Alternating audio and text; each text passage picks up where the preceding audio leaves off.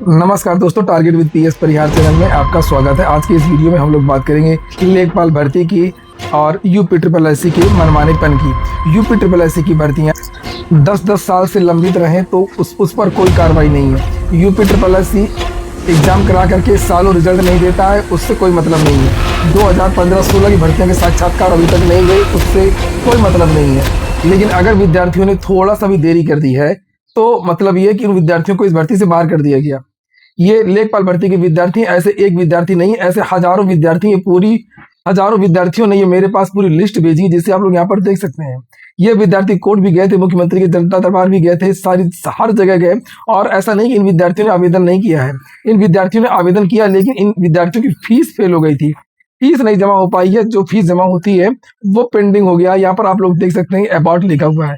ये सारे विद्यार्थी तो रजिस्ट्रेशन तो इन्होंने पूरा कर दिया है और इन विद्यार्थियों की फीस जमा नहीं हो पाई है। लास्ट में ये सभी को पता है, जो भी विद्यार्थी यूपी को जानते हैं वो सारे के सारे जो विद्यार्थी, उनको पता है कि लास्ट उत्तर प्रदेश अधिन सेवा चयन आयोग की जो वेबसाइट है वो क्रैश कर गई।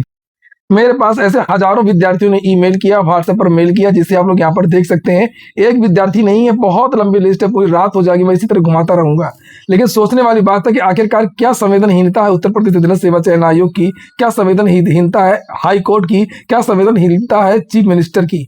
ऐसा नहीं विद्यार्थी किसी दरवाजे नहीं गए हों, विद्यार्थियों ने उत्तर प्रदेश अधिन सेवा चयन आयोग में भी ज्ञापन दिया था। ये विद्यार्थी जनता दरबार में भी गए थे मुख्यमंत्री जी के, और ये विद्यार्थी माननीय हाईकोर्ट भी गए थे। हाईकोर्ट की सिंगल बेंच ने भी इन विद्यार्थियों की जो बात है वो खारिज कर दिया है। मैंने कई बार कहा कि ऐसा लगता ही नहीं कि यह हाईकोर्ट न्यायालय की व्यवस्था और अन्य चीजें वो सामान्य लोगों के लिए हैं। यहाँ पर ज्यादातर जो फैसले हैं वो भर्ती बोर्डों के पक्ष में, सरकार के पक्ष में ही जाते रहे हैं। छात्रों के पक्ष में हाल फिलहाल में मुझे कोई ऑर्डर नजर नहीं आता है, और वही हाल हुआ।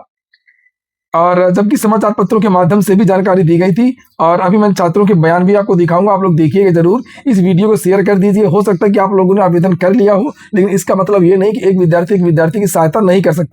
और जब ये आवेदन समाप्त हुआ था तब समाचार पत्रों के माध्यम से भी जानकारी दी गई थी लास्ट दिन, और इसमें लिखा हुआ है कि ये देखिए आप लोग, लगभग सभी समाचार पत्रों के माध्यम से जानकारी दी गई थी।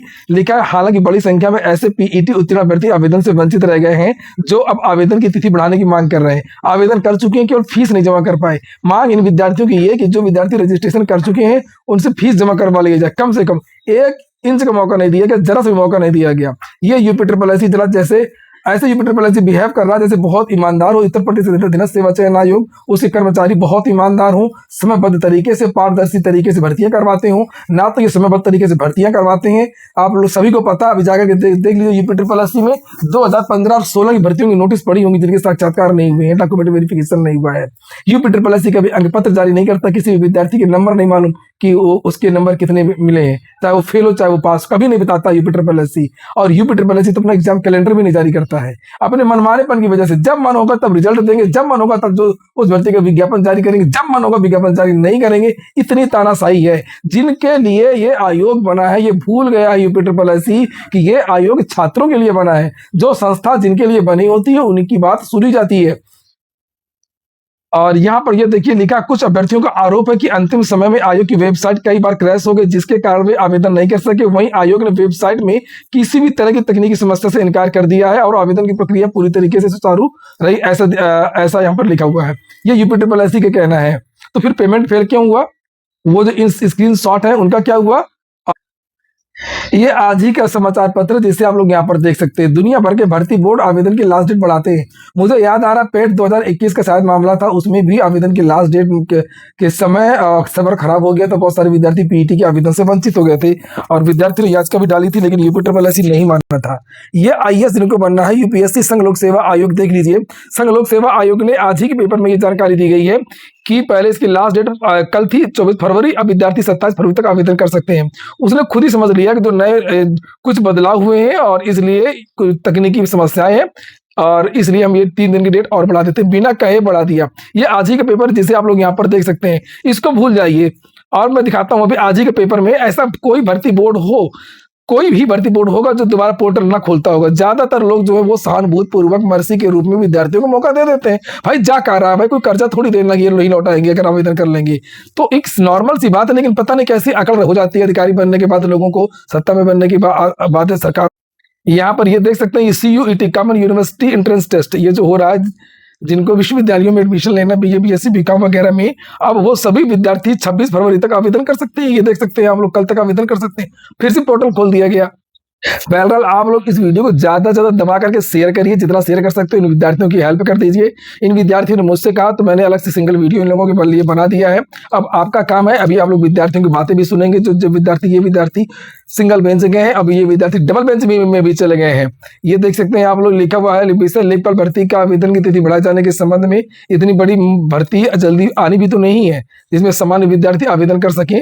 साधारण ग्रेजुएशन, साधारण इंटर वाले विद्यार्थी, ज्यादातर तो स्पेशल भर्तियां आती हैं या तो फिर टाइपिंग मांगा जाता है। तो ये विद्यार्थी सुजीत कुमार राय, ये अन्य भर्ती ट्रिपल एस की साइट पूरी तरह 27-28 जनवरी को ही क्रैश हो गई थी, जिससे हजारों विद्यार्थी लेखपाल भर्ती के लिए आवेदन करने में असमर्थ रहे। और ये मुख्यमंत्री को दिया था, आपसे निवेदन है ये सब चीजें, सुजीत कुमार, ये सब चीजें हुई। यहाँ पर कुछ नहीं हुआ, ये सब ऐसी पत्रावलियां जाती रहती हैं। एक विद्यार्थी कमेंट कर दे, कमेंट करके बता दे कोई जिसका जनता दरबार में कोई काम हुआ हो। चलिए आप लोग सुनिए इन विद्यार्थियों को, और इस वीडियो को आप लोग शेयर जरूर करिए। इन विद्यार्थियों को न्याय मिल सके, इन विद्यार्थियों को मौका मिल सके। इन विद्यार्थियों ने कितने सपने देखे होंगे इस भर्ती के, ये आप लोग समझते होंगे।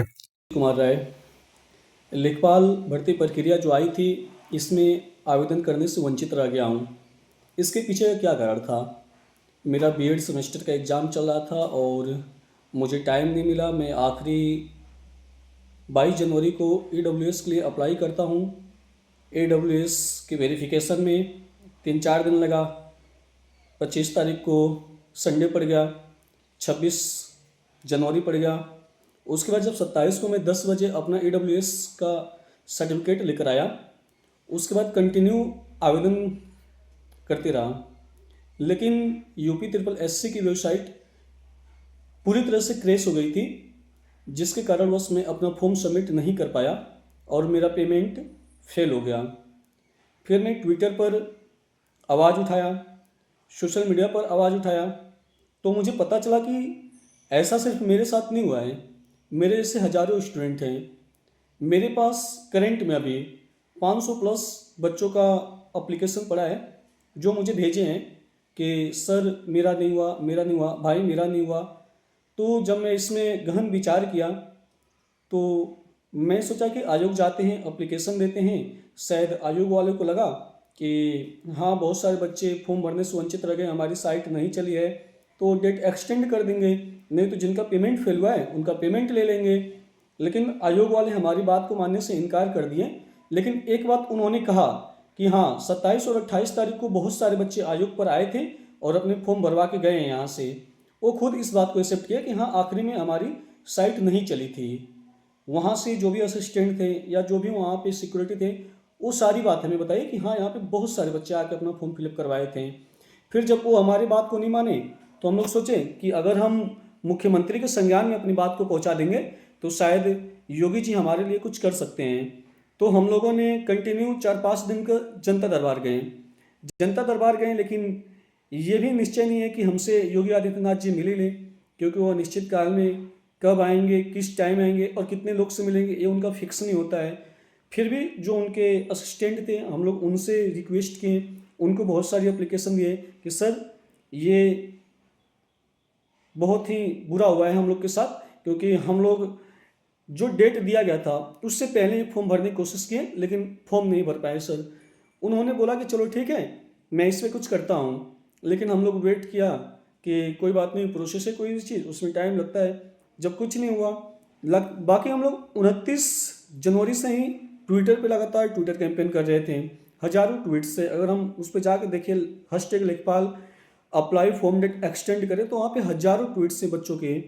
फिर धीरे धीरे जब कुछ भी नहीं हुआ तो हम लोग ओपोजिशन से भी हेल्प मांगे थे कि ओपोजिशन अगर इस आवाज़ को उठाता है, मे भी किसी कारणवश अगर योगी जी के पास हमारी बात नहीं पहुँच गई तो ओपोजिशन भाई वो अपर लेवल पे हैं, अगर वो हमारे बात को रखें तो मे भी जो गवर्नमेंट है वो हमारे बात को सुने, हमारे हित में कोई निर्णय लेगा। लेकिन नहीं हुआ। फिर मैं एज ए मेन पिटीशन अपने साथ 20 बच्चों को लेके कोर्ट गया। कोर्ट में 19 फरवरी को हमें डेट मिला था, फर्स्ट सुनवाई होती है। तो वहाँ पे उन लोग के पास मतलब कुछ अवेलेबल नहीं था, तो लोग एक्सक्यूज दे रहे थे कि पेमेंट फेलियर हुआ है, ये बैंक का प्रॉब्लम है, मेरा प्रॉब्लम नहीं है। बाकी और भी कुछ बात बोले कि चेयरमैन साहब बोले हैं, कुछ इंस्ट्रक्शंस होते हैं, उसके हिसाब से हम कुछ कर पाएंगे। खैर होते हैं वो, हम भी मानते हैं, लेकिन हम भी भाई हमारा राइट है, हम अगर उस टाइम पीरियड के अंदर अपने फॉर्म को भरने के लिए हम कोशिश कर रहे हैं और जब नहीं भर पाए तो हमारा भी गलती नहीं है ना। आपको खुद टाइम देना चाहिए कि हम ऐसा कोई बड़ा डिमांड नहीं कर रहे हैं, हम तो सिर्फ एग्ज़ाम में बैठने का एक चांस मांग रहे हैं, क्योंकि हमारे पास सारी हम उसके लिए एलिजिबल हैं कि हम अपना फॉर्म को सबमिट करें, हम उस एग्ज़ाम में बैठें। ऐसे ही हम 4-5 साल से इस एग्ज़ाम को वेट कर रहे थे। मैं 22 तारीख को अपना AWS का फॉर्म अप्लाई करता हूँ, बीच में संडे पड़ जाता है, फिर 26 जनवरी पड़ जाता है। लिखवाल साहब नहीं थे, उसके बाद जो रिवेन्यू मिनिस्टर थे, किसी कारणवश वहाँ से भी जल्दी नहीं हो पाया। 27 को मुझे 10 बजे सुबह मिलता है AWS, फिर मैं कंटिन्यू अपना फॉर्म सबमिट करता हूँ, हो ही नहीं पाता है भाई। 28 जो लास्ट डेट था, 10, 11, 12 में मैं कंटिन्यू कोशिश कर रहा हूँ कि हो जाए हो जाए हो जाए, लेकिन नहीं हुआ। ठीक है, तो भाई कोर्ट में इन्होंने दिया कि बच्चे लास्ट में क्यों अपना फॉर्म सबमिट करते हैं। तो सर बहुत सारे बच्चे होते हैं जो किसी कारणवश अपना फॉर्म स्टार्टिंग में नहीं फिल कर पाते हैं, सर्टिफिकेट वगैरह या कोई भी इशू आ सकता है। अब लाखों बच्चे हैं, लाखों में से मतलब हज़ारों तो होंगे जिनके पास प्रॉब्लम्स होंगी ये तो। और 28 जनवरी तक अगर हमें डेट मिला है तो 28 जनवरी तक आपका सिस्टम सुचारू रूप से काम करना चाहिए, लेकिन आपका सिस्टम काम नहीं किया है। हम लोग तो अप्लाई कर रहे थे ना, हम तो उसके बाद के लिए टाइम नहीं मांग रहे हैं, हमारे पास एविडेंस है, हम सब कुछ दे रहे हैं, लेकिन सिंगल बेंच से हमें कोई राहत नहीं मिला। उन्होंने बोला कि अब इतने कम बच्चों के लिए डेट एक्सटेंड नहीं किया जा सकता है। सर मेन 20 पिटिशन गए थे उसमें, लेकिन मैं आपको सप्लीमेंट्री में कम से कम 500-600 प्लस बच्चों का वहाँ पे डॉक्यूमेंट दिखाया था। लेकिन गवर्नमेंट के खिलाफ जाना, मतलब जो भी कहो ये सारी गेम इनकी फिक्स होती है, तो कोई राहत नहीं मिला है। फिर से हम लोग स्पेशल अपील डाले हैं हाई कोर्ट में कि स्पेशल अपील में सर अगर हमारे पक्ष में अगर कोई आए तो हमारे लिए अच्छा होगा, हमें एक चांस मिल जाएगा। बाकी हम अपनी आवाज़ को उठा रहे हैं, अगर कोई हमारी आवाज़ को सुने समझे और हमारा सहयोग करे तो इसके लिए हम अपने दिल से, पूरे दिल से आभारी रहेंगे उनका। जय हिंद। मैं सुजीत कुमार राय।